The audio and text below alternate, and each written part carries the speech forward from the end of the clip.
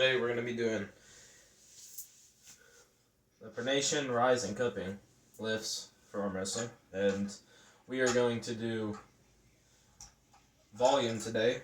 So we're going to do a little bit lighter weight for a couple reps to get the recovery going. It's not smart to go heavy every day on this. And we're going to be kind of talking about the angles and what types of lifts you can do with this.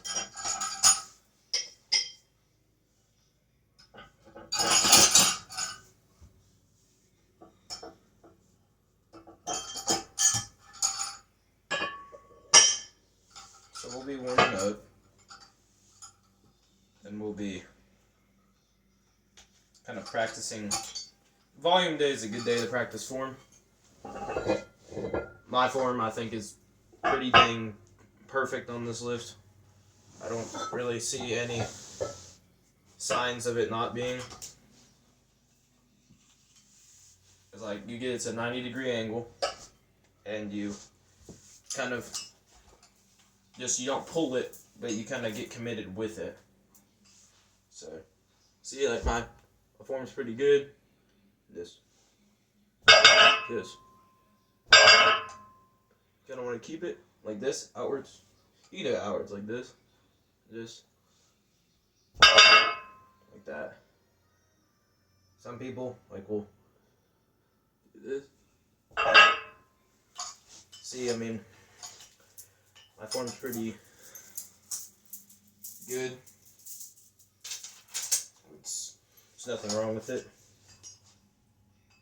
This, kick back your wrist, higher it, and pins them. Just depends on what you're doing. You kind of just get warmed up at this lift, and we got the rise lift, which is right here. We're going about 15 pounds down from yesterday. I'll be mainly doing this on the rise. Boom. It feels so much stronger today. Just boom. Boom. Pretty much it's pretty simple. These ones you can do for volume on the days in between your heavy days. So you can lift it kind of on rise, or you can just kick back with it and lift it to kind of mimic the weight distribution you use in arm wrestling when you go back and pull and kind of rise. I prefer over the knuckle for rise. Not really through the... Over the fingers is alright. You can do that with individual exercises. And kind of just being... Some of them work better for others. I mean, some people argue that they're the same, but they're not really. And kind of just... These lifts are pretty good for arm wrestling, obviously.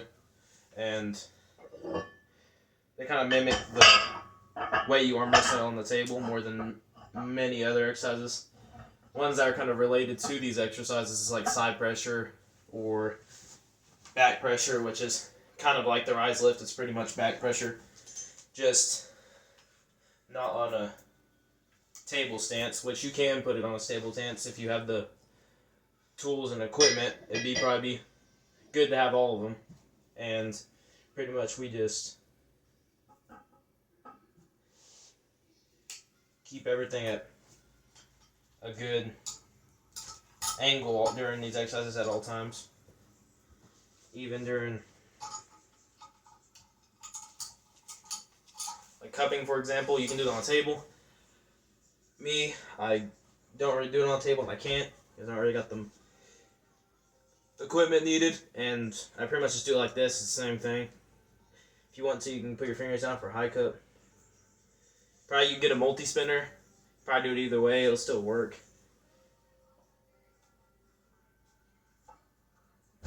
See, that's warm up. It's not even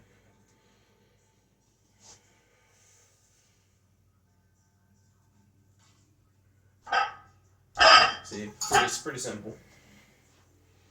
When you do it like that, you can feel it in your upper wrist, like right at the high part of your wrist, and you can just feel it. Then if you do it like a full grip, you can pretty much feel it like all around. It just doesn't hit the top as much. But yeah, these lifts I usually do. And I like doing these lifts because you can do them pretty much every day. If you get used to it, you can kind of do them heavy. But if you did one day, you did 90%. And then the next day, you did about like 70%. That's probably what you should do. You should drop down the intensity quite a bit if you do it pretty heavy just for the volume. Yeah, you want to be in the 60-70 range while you're kind of like, if you can, recover that way. But if you need to, go to 40-50% or 40-60. Me personally, I like doing the kind of the 40-60 range, 40-65. I usually do around the like 50s to 60s. I don't really go to 40s. It's kind of low for me. But other than that, I kind of just do, usually on heavy days. On my video I did yesterday, if you guys want to check that out, I did 75% on a rise and pronation because I was getting back into it. So it's kind of a lot less taxing to do it that way. So you feel perfect the next day, because I feel perfectly fine. I feel just like I just started yesterday. I pretty much feel stronger today, if anything. But you obviously, even if you feel stronger, you don't really want to like push yourself. Which in arm wrestling, yeah, you do, but you do that at practice. You don't really. During training, you can do it, but I'd recommend doing that at practice. You get the most out of it.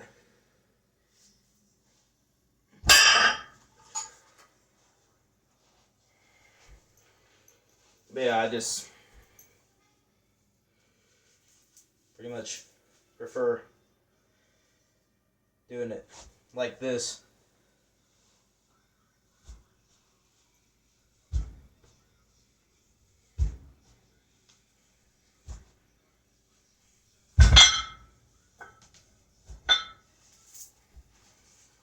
See, 6 reps is pretty easy. Even for a 35 is pretty light on this lift.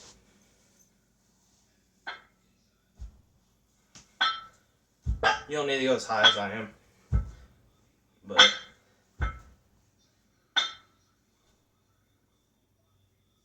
I like to.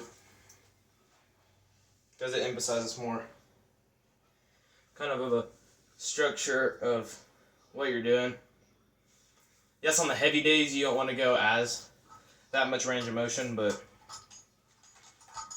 usually on the light days I like trying to get the more of the attacking position, because usually when you do it as a micro movement, like just barely moving it and just getting it off the ground, usually that symbolizes your rise defense. Whenever you're kind of trying to keep your wrist intact, like keep your rise up, trying to make sure your wrist doesn't dump while you're trying to hold them.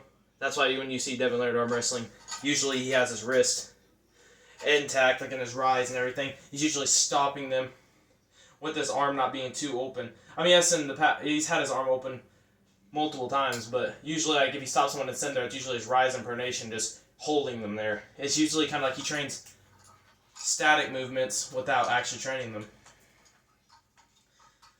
That's why he does those small, like he barely moves them. He kind of just gets them just up. That's the kind of get your wrist of stability, and you're kind of like you're holding up at a higher degree. So usually whenever you keep these and you keep your wrists intact and you move them up just to get them up, that strengthens your defensive and some of your offensive. But I personally like doing both, because why not? Usually on light days I won't do that.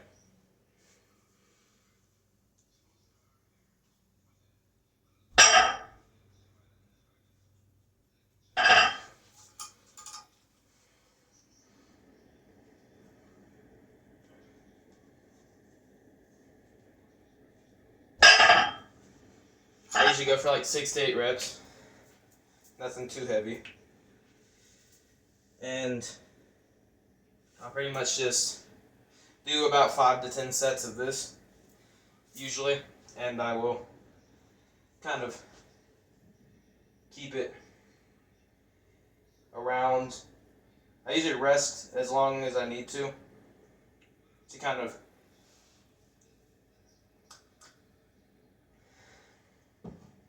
y'all can't see my face, but whenever I usually rest until I feel good, because right now I'm pretty much already feel fine. Even though I just did those like a minute ago, I feel pretty much fine because it's volume. It's not a really heavy day, so I'm not really going to feel it much. But even right now, like, I pretty much feel pretty good. And pretty much arm wrestling, you want to try to train a lot of your movements and a lot of your muscles to where they can recover fast and not be too short of energy for your matches. So like whenever you kind of train, like if you do like these lifts, right? You want to try to recover as fast as you can while resting the minimum. So whenever you kind of give short rests, and you keep, the more you progress in it, the more you'll be able to recover from it because your body will be used to it. So whenever you get the angles, you get everything good form, pretty much doesn't take that much of a toll on your body. And then whenever your ligaments and your tendons get used to it, they will be able to adapt more to that movement. So whenever I'm doing this, right, I can rest for 30 seconds a minute and I can do another one just as good. And usually that's just because I've been doing it for a while. I started this over a year ago, so I usually just do this. Right. This is how you do it. If I haven't showed y'all, you put it through your thumb, like on the inside of your thumb like this. You turn your wrist, keep your wrist up high, kick your wrist back a little bit, and pretty much just like this.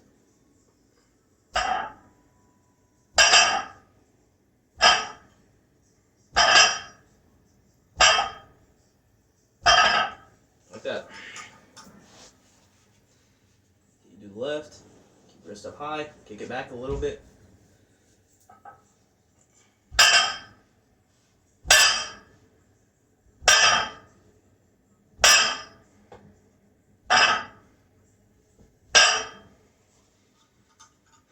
My legs are a little shaky from leg day yesterday, so if you wonder why my legs were shaking, that's pretty much why. It's a good little leg workout too. And my left's a little weaker than obviously most people's is, but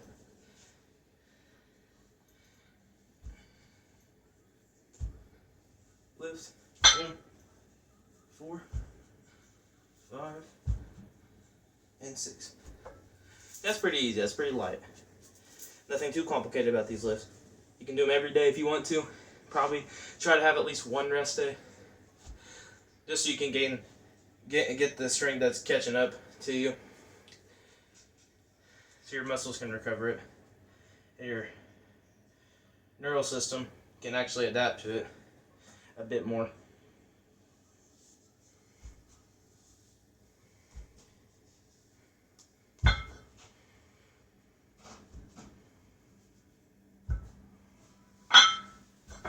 So I've been doing research on exercise, bodybuilding, calisthenics, arm wrestling, if I said that, powerlifting, and kind of like CrossFit and cardio. And pretty much some things you try to override your neural system for. Like bodybuilding is the muscles, and for calisthenics it's pretty much just everything. Kind of the plates a little hitting my arm. Should probably not go as high, but you know, pretty much just, I know a lot about fitness in general, and I pretty much keep everything, try to get as perfect as I can. That's what everyone's trying to do. Some things you just gotta risk, or some things you can't really do, so you just forget about it. And pretty much just, all I gotta do is consistency is key, and discipline is.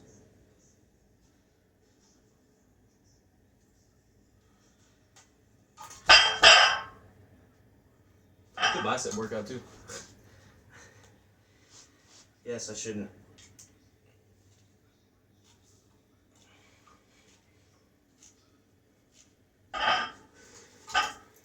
I know I could probably stabilize it more on my wrist, but I like doing it that way because it kind of trains the whole arm in a whole like that. And these are my favorite lifts. If you just do these really, and some static holds, which I'll do at the end, they're pretty good. I like doing a static pronation hold. So I'll get like probably around a good amount I can just hold with my pronation intact. Instead of like a back pressure, it's more pronation and rise. You can probably do both. Probably just try rise for like 3 or 4 sets of like 15. Then try like pronation 3 to 4 sets of 15 seconds. You can just hold it there at like a 90-degree angle. That's pretty much really good for just static strength, and I recommend doing it. And when it comes to training arm wrestling and information and how to, I'm pretty much up there. I'm not unknowing about it. I pretty much done studying and research on mainly all of it, and I pretty much know most things about it. Most people, one of the most common things people don't know is styles make matches. So when somebody loses to somebody, they're like, oh no, that dude's weaker. It doesn't mean they're weaker. It just means the other person has a technical advantage over them for their style. So if their style's better than their top roll, most likely, like a flop presser, if the style's better, it's going to counter his top roll. But the top roll's technical enough, like Devin Leonard and stuff, like those upper tiers, pretty much, they're able to outmaneuver it because I know how to counter it. Everything has a counter pretty much. And you just gotta be smart enough to arm wrestle. Like, arm wrestling's a sport, yes, you can be strong, but you need to be smart enough too. And some people may say Levon's not smart, but he's smart. So Dennis Plankov, he was smart. He still is. Just, he didn't really have to rely on it too much because he was strong. Maybe in his early years, whenever he got injured, he was pretty much one of the strongest or the strongest one. And he kind of got injured. Even when he came back, he pretty much just literally like held against Devin Leonard so good. Like, it took Devin Leonard like 25 different surges to pin him, and that's never taken that much for anybody else. Except Levon. Levon's like, he didn't try to do that much because he know he would have got countered for that hard. But usually just, people just hate on other arm wrestlers. Yes, I understand people are fans and stuff, but you know. I just think it's all up to styles and all up to technical advantages that others have. But yeah, pretty much just arm wrestling's a big thing and it'll continue to grow.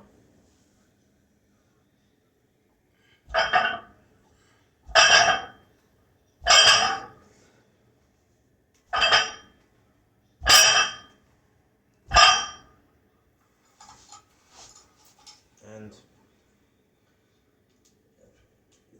need to start doing hypernation to get another belt.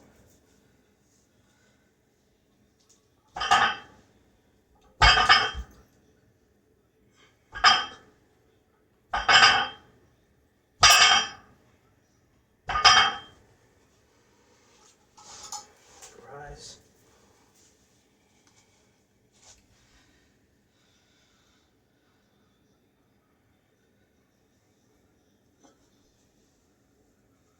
Two, 3, 4, 5, and 6. So you always want to make sure your wrist doesn't dump. You want it to always be intact. Kind of flex your wrist. Keep it tight. 1, 2. You can lean back with it like Devin does. 4, 5, 6. Well, yeah, that's pretty much it for today's video. That pretty much is a talk session and why you should train volume and why you should train arm wrestling. the way I tell you. So there's less chance of injury and more chances to prone to success, pretty much, in your strength and for your muscles.